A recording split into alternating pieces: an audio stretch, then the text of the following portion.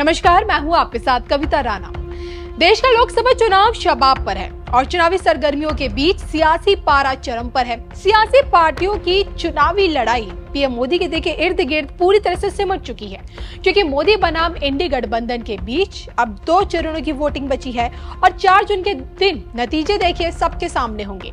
अब की बार देखिए विपक्षी ताकतें खिलते कमल से चिंतित नहीं है, बल्कि इस बात से संतुष्ट है कि अब की बार 400 पार नहीं होने वाला। आलम यह है कि रिजल्ट से पहले ही विपक्ष ये मान चुका है कि एक बार फिर मोदी सरकार ही है। तभी तो राजनीति के चाणक्य अमित शाह के प्रधानमंत्री बनने की भविष्यवाणी भी हो रही है। शराब घोटाले मामले में अंतरिम जमानत पर बाहर आए राजधानी दिल्ली के मुख्यमंत्री अरविंद केजरीवाल भरे मंच से इस बात की भविष्यवाणी कर चुके हैं कि कमल के खिलते ही अगले 2 महीनों में योगी जी को निपटाएंगे और उसके बाद मोदी जी के सबसे खास अमित शाह को प्रधानमंत्री बनाया जाएगा। दरअसल देखिए अभी से पीएम मोदी के 75 प्लस होने पर सवाल उठ रहे हैं। विरोधियों को पीएम मोदी के रिटायरमेंट का इंतजार है। अमित शाह को पीएम मोदी का राजनीतिक वारिस बताया जा रहा है, लेकिन क्या आप जानते हैं कि पीएम मोदी का वारिस कौन होगा? इसकी भविष्यवाणी पीएम मोदी खुद कर चुके हैं। मोदी एक ऐसा इंसान है जिसे अपनी कोई विरासत नहीं है। मेरे लिए तो आप ही मेरी विरासत है। आप ही मेरे वारिस है। मेरा और कोई वारिस नहीं है और इसलिए मुझे आपका और आपके बच्चों का उज्जवल भविष्य बनाने के लिए अपने आप को खपा देना है। अब आप इसे देखिए पीएम मोदी का करिश्माई व्यक्तित्व कहें, पीएम मोदी के प्रति जनता का अटूट विश्वास, या फिर आसमान को छूती पीएम मोदी की ख्याति। गृह मंत्री अमित शाह ये साफ कर चुके हैं कि ना सिर्फ 24 बल्कि 29 में भी बतौर प्रधानमंत्री मोदी जी ही देश का नेतृत्व करेंगे।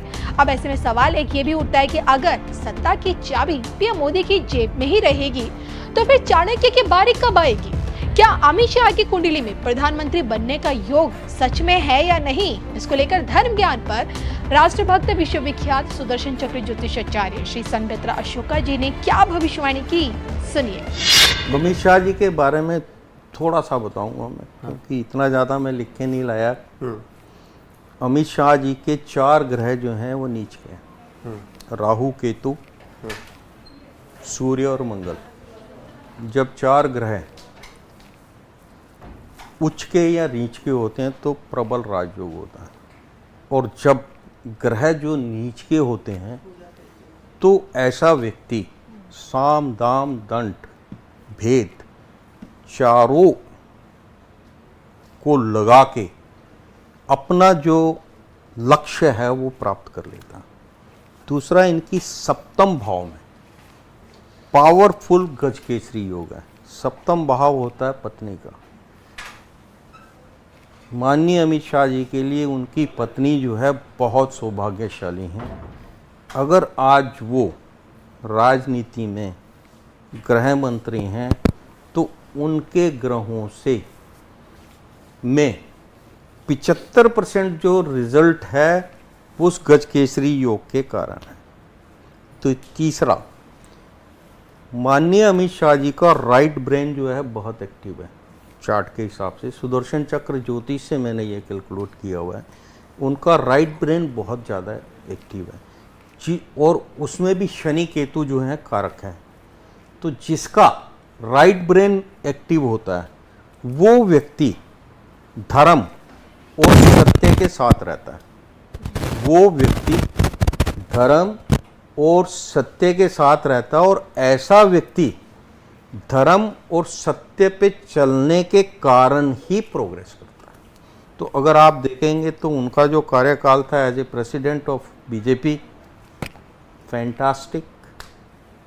उन्होंने जो बैटन जो आपका जेपी नड्डा जी को दिए उन्होंने भी बेटर किया है, लेकिन that was the foundation period BJP का।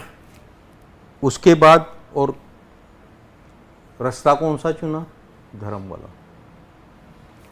उसके बाद इनको NAST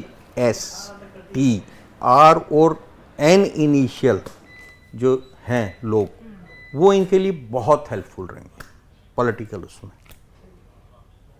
तो ओवरऑल जो है हिज फ्यूचर इज ब्राइट। 4 ग्रह जिसके उच्च के या नीच के हों, उच्च के हों तो भाग्य के साथ, और अगर नीच के हों तो साम दाम दंड भेद चारों को यूज़ करके एंड रिजल्ट जो है वो अपने फेवर में कर लेता। नहीं, मेरा सवाल अभी तक अनुत्तरित है। प्रधानमंत्री बनने की बात कर कि उनमें लोग फ्यूचर प्राइम मिनिस्टर भी देखते हैं।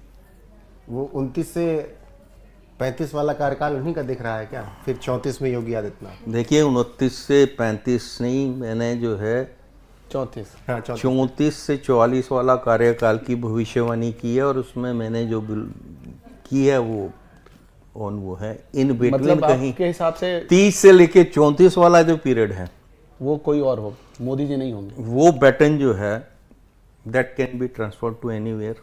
फाइनली जो है भारत जब प्योर हिंदू राष्ट्र होगा, उसका प्रथम प्रधानमंत्री जो है योगी आदित्यनाथ होंगे। मोदी एक ऐसा इंसान है जिसे अपनी कोई विरासत नहीं है। मेरे लिए तो आप ही मेरी विरासत है। आप ही मेरे वारिस है।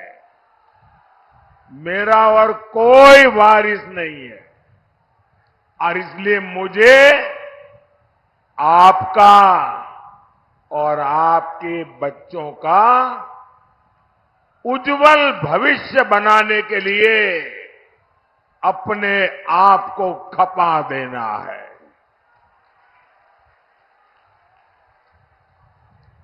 मैं नहीं चाहता कि अपने जीवन में आपने जो कष्ट भोगे उसका रत्ती भर भी आपकी आने वाली पीढ़ियों को वो परेशानियों में जीने के लिए मजबूर होना पड़े। और इसलिए मुझे गरीब कल्याण के बड़े फैसलों के लिए आज मैं आपके गांव आया हूं, आपके बीच आया हूं, आपके आशीर्वाद मांगने के लिए आया हूं।